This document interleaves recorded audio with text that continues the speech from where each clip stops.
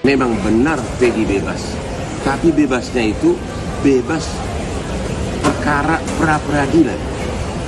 Artinya belum bebas dari pokok perkara. Perkara pra-peradilan itu hanya soal teknis prosedural hukum acara. Ini bebas, bukan bebas pokok perkara. Ada kemungkinan ya, bebas hanya sebentar.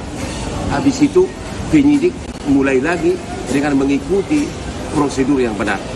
Kemungkinan kedua, bisa-bisa pimpinan Polri mengatakan, ya udah, kasus ini nggak usah dilanjutin. Bisa jadi. Pernyataan Hotman Paris itu ditanggapi Tony RM, kuasa hukum Peggy Setiawan. Tony menyebut, berdasarkan amar putusan hakim pra-peradilan, Peggy Setiawan tidak bisa ditetapkan sebagai tersangka dalam kasus yang sama.